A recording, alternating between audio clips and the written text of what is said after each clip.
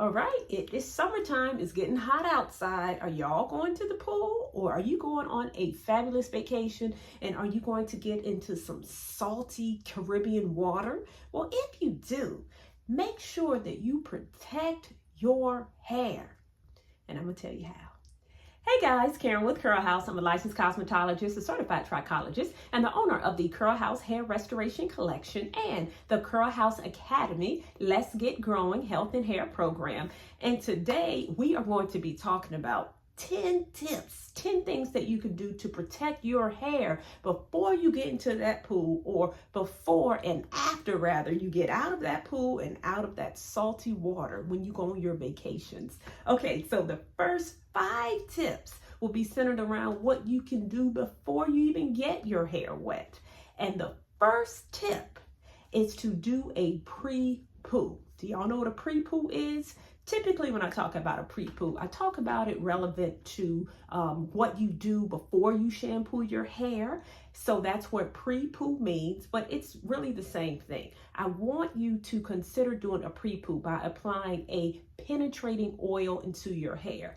Top penetrating oils that I recommend is coconut oil or babasu oil. So these oils actually penetrate into the hair shaft, which is what you want it to do before you get in the pool. You want your hair strand filled with oil so that it minimizes the onslaught of that chlorine filling up your hair strand. So number 1 is to do a pre-poo. Do the pre-poo if you can about 8 hours before you actually get into the pool. So this is actually an optional first step because you may not have time or may not even have a coconut oil or babasu oil if you're in the pool or if you're on vacation. So this is an optional step 1 to do a pre-poo. Step 2 or step 1, if you don't do the pre-poo, I want you to wet your hair down with fresh tap water. So in other words, it's the very same thing that applies as it relates to this pre-poo.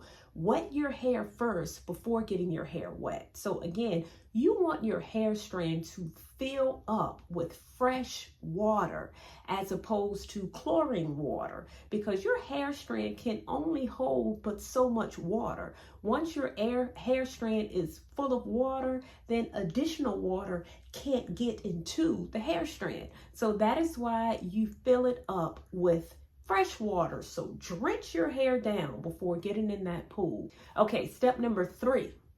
Now I want you to coat your hair with a leave-in conditioner, with a rinse out conditioner, or you can apply oil to your hair. So remember, it's all about creating that barrier on your hair shaft to minimize that onslaught of chlorine water touching and getting into your hair shaft. So again, step 3 is to put leave-in conditioner, rinse out conditioner, or even oil on your hair. All right, step number 4, make sure your hair is detangled before you get in the pool. Now remember, these first 5 steps is all about what you're doing before you get in the pool.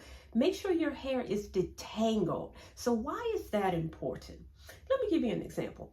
Have you ever had braids or had your hair in some type of protective style for a while? You took the braids out and you just wet your hair and you didn't detangle it. And what did you get? A hot, tangly mess. It is the same thing. If your hair is tangled dry before you get it wet, it is going to be super tangled when it's wet. So that is why it is very, very important that you detangle your hair before you get in the pool. So detangle it. You can put it in big chunky twists depending on how your hair is. You can put it in plaits, you can put it in braids. So make sure it is detangled. And not only that, make sure it is detangled and contained. Meaning if you have a lot of hair, don't just get in the pool like this. Put it in some type of style that keeps your hair in place. You can even put it in a bun if that's helpful. Or you can put it in the twist and put it in the braids, and you can pin them down if you have a lot of hair. That is going to keep the hair stretched So when you do get in the pool, it may get a little wet, but it's not going to get tangled. And for those of you who have braids, like braids with extensions is a great style for the pool as well. So if you have braids, then of course the detangling doesn't apply. But if you do not have braids, make sure that you detangle your hair before you get it wet. And that leads me to step number 5. Step number 5 is to wear a swim cap. As much as possible, wear a swim cap. Now, I know swim caps may not be cute, although there are some really cute swim caps out there now for natural hair. If you have a lot of hair, I'm gonna make sure I put some below in the description if you want to check out some of those fabulous swim caps. But you may not feel as fabulous in a swim cap, but I tell you, your hair will love the swim cap because the swim cap is literally going to minimize that onslaught of chlorinated and salty water. And that's what protecting your hair is all about, doing everything that you can do before you get it wet to minimize that chlorine getting to your hair, because chlorine, y'all, it's super dry. You want to see some dry, extremely dry hair that breaks easily, is hair of swimmers who do not properly take care of their hair. As a hairstylist, I've seen it. I've even seen green hair as a result of swimming. I don't want y'all to have green hair, and I don't want you to have hair that is broken. So wear that swim cap. And if you can't wear a swim cap, or you don't want to wear a swim cap, no problem. Make sure that you do all the steps above, steps 1 through 4, even if you don't put on the swim cap. All right, you've been to the pool, you've got out of the salty water, you finish your swim for the day. Now, what do you do next? The next 5 tips is going to be specific to what you do after you swim. And these are just as important as what you do before you swim. So this leads us to step number 6. After you get out that pool or after you get out that salty water, the first thing that you want to do is simply rinse your hair. Rinse as much of the chlorine out of your hair as possible. And this is even if you have braids. Still rinse your hair after you get out of the pool. Okay, and number 7, after you've rinsed your hair, then you're gonna take your fingers and you're first gonna finger detangle your hair. Finger detangle. Be very, very careful when you finger detangle your hair, because again, it's still wet. Wet hair is fragile hair, and you still have some chlorine in your hair. So finger detangle very, very gently. This is also going to keep your hair from matting up, what I talked about earlier, as it dries.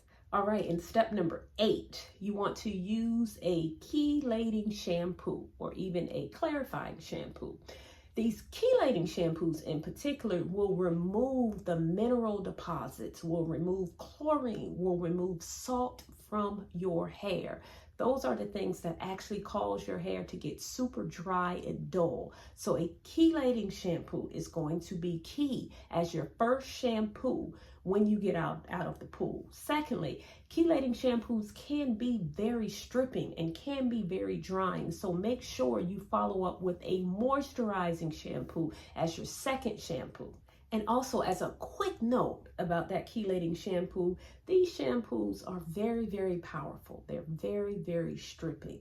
If you are swimming every day, I think using a chelating shampoo may actually be too harsh for your hair. So if you are swimming every day, or if you're swimming 2 or 3 times a week, then I would suggest that you use that chelating shampoo maybe once a week, as opposed to every time you come out of the pool. And then after you shampoo, it will be essential that you follow up with a moisturizing deep conditioner. Keyword, moisturizing deep conditioner. Stay away from protein right now. You really want to replenish the moisture lost from your hair. And I even want you to step up that moisturizing conditioner by adding a little bit of your favorite oil to whatever moisturizing conditioner you're using. It can be jojoba oil, it can be castor oil, it can be grapeseed oil, olive oil. Just add a little bit of a carrier oil to your conditioner to give your hair that extra punch of lubrication from the oil and that extra punch of moisture from the deep conditioner. Sit under a hooded dryer with a plastic cap for a deep conditioner, or if you want to do a steam treatment, of course you don't need the plastic cap, but make sure you do a moisturizing conditioner with heat. That is really going to help to replenish the moisture loss from that harsh chlorine or from the harsh salt from the water. Step number 10 is to do a protein treatment. Now, notice I said don't do a protein treatment right after you get out of the water. Don't do that. Do a moisturizing treatment, but at some point, I want you to add a protein treatment to your hair regimen, maybe 2 or 3 weeks after you come out of the pool, because what happens, that chlorine can actually break down the protein structure of your hair. So you really need to replenish the protein as well. You just don't want to do it right after you come out of the pool. Okay, guys, I hope these swim tips will help you to protect your hair when you are swimming or when you are on your fabulous vacation. You don't want to go on a fabulous vacation and then come back with not so fabulous hair. That ain't cool. So make sure you protect your hair when you are swimming. And for those of you who do not know, I have a product line called the Curl House product line, and I'm in the process of doing some rebranding and stepping up my product line a little bit. I know a lot of you have been asking me, Karen, when is your product line coming? I promise you it is coming and it will be fabulous. So if you want to be a part of my relaunch party and get notified when I do launch my new product line, please join the wait list above. I'll also put a link down below so that you'll be notified when I do actually launch my new product line. Okay, guys, I hope you enjoyed this video. If you did, give me a thumbs up, like the channel so that you do not miss a video. And until we talk again, stay fabulous.